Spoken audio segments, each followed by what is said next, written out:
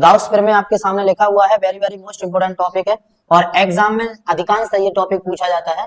इसे थोड़ा ध्यान से देखेंगे बेटा और अच्छी तरह से समझेंगे, इसका सत्यापन करते हैं आज। ओके, देखिए यहाँ पर क्या लिखा है, गाउस प्रमेय। सबसे पहले हम यहाँ पर क्या देखते हैं, इसका कथन यानी कि स्टेटमेंट।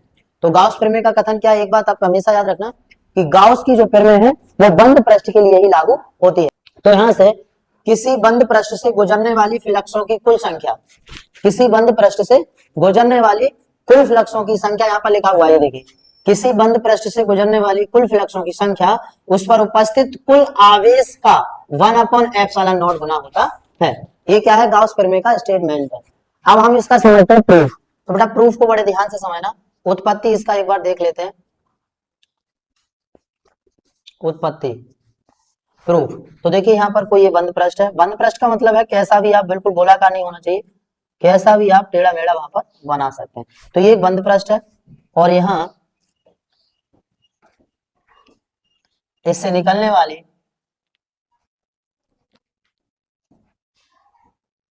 इस बंद पृष्ठ से निकलने वाली लंबवत बल रेखाओं की संख्या कुछ ये है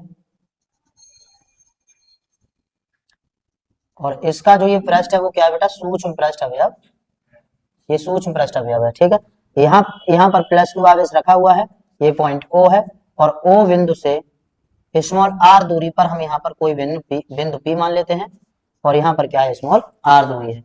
ये इसके पृष्ठ पर क्या है, बल रेखाएं लंबवत है, लंबवत बल रेखाएं। तो निकलने वाली बल रेखाओं की संख्या यहाँ पर क्या है, लंबवत।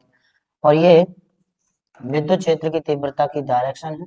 यहाँ पर हमें विद्युत क्षेत्र की तीव्रता को ज्ञात करना है। ये सूक्ष्म पृष्ठ अवयव क्या है, थीटा। ये विद्युत क्षेत्र की तीव्रता, ये एंगल हम थीटा मान लेते हैं और बेटा यहाँ पर ये कोण, और ये इसका जो घन कोण है वो क्या है, डी ओमेगा है।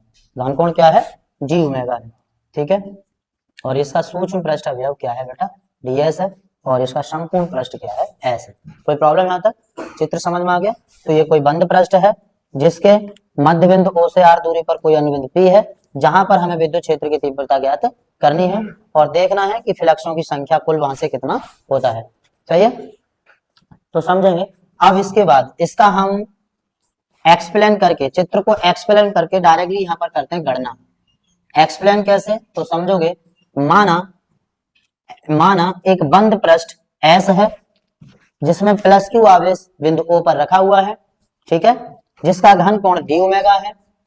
इसके O बिंदु से r दूरी पर कोई अन्य बिंदु P है जहां कुल फ्लक्सों की संख्या का मान ज्ञात करना है।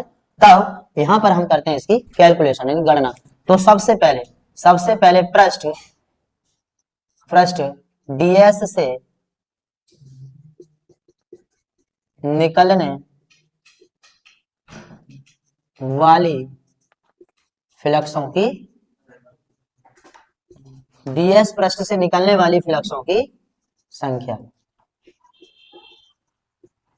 तो क्या हो जाएगा बेटा, d phi e equal to EDS cos theta, EDS cos theta.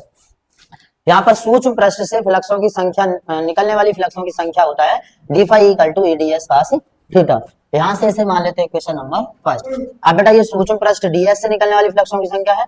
अब हम यहाँ पर देखेंगे संपूर्ण पृष्ठ, ये संपूर्ण पृष्ठ है तो संपूर्ण पृष्ठ S से निकलने वाली फ्लक्सों की संख्या। तो यहाँ पर क्या हो जाएगा, नाउ संपूर्ण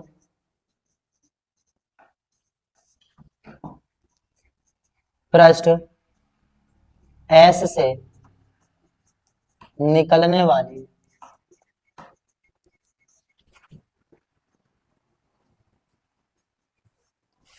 फ्लक्सों की संख्या। मैंने बताया था जब डिफरेंशिएट पार्ट का हम डिफरेंशिएट पार्ट का जब फ्लक्स निकालते हैं तो d phi e हो जाता है और जब संपूर्ण पृष्ठ का निकालेंगे तो क्या हो जाएगा, phi e हो जाएगा। क्या हो जाएगा बेटा, phi e हो जाएगा और इंटीग्रेशन हो जाएगा यहाँ पर किसका, d phi का। संपूर्ण की जब बात आती है तो वहां पर उसका क्या कर देते हैं, समाकलन। कोई प्रॉब्लम यहाँ तक, तो d phi e यहाँ से उठाइए, यहाँ पर आप वैल्यू को पुटअप कर दीजिए। तो phi e equal to integration d phi e कितना है, EDS cos theta, EDS cos theta. अब यहाँ पर E किसके बराबर है, विद्युत क्षेत्र की तीव्रता के बराबर। तो यहाँ पर phi E equal to integration 1/4 pi epsilon not Q upon R square, और ये ds cos थीटा। कोई समस्या बेटा यहाँ तक? अब आप इसको एक बार देखिए, अभी अभी हम जस्ट आपको बताए हैं ये किसके बराबर होता है, इतना ds अपॉन R स्क्वायर घन कोण के बराबर। किसके बराबर होता है, डी ओमेगा के बराबर, डी ओमेगा के बराबर। तो डी ओमेगा यहाँ पर रखेंगे तो देखिए फाई E, और ये क्या है आपका कांस्टेंट है, ये वैल्यू क्या है constant 1/4 pi epsilon not into Q, ये कांस्टेंट है तो इसे बाहर निकाल लेंगे, और ये वैल्यू किसके बराबर है भाई, डी ओमेगा के बराबर। और डी ओमेगा किसके बराबर होता है, 4 पाई के बराबर होता है।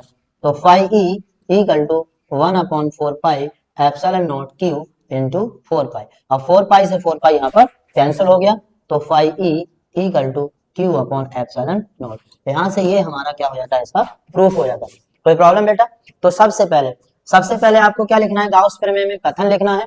कथन इसका क्या होता है, किसी बंद पृष्ठ से गुजरने वाली संपूर्ण फ्लक्सों की संख्या उस पृष्ठ पर उपस्थित कुल आवेश का 1/ε0 गुना होता है। ये इसका हो गया स्टेटमेंट। दूसरा, जब हम इसका करते हैं प्रूफ यानी कि उपपत्ति, तो प्रूफ में आपको सबसे पहले बनाना है चित्र।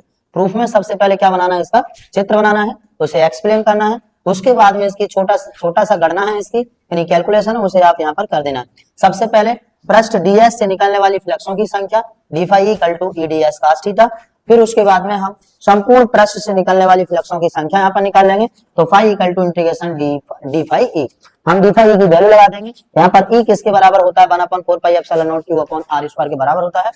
और ये यहाँ से ds into cos theta upon R square किसके बराबर है, डी ओमेगा के।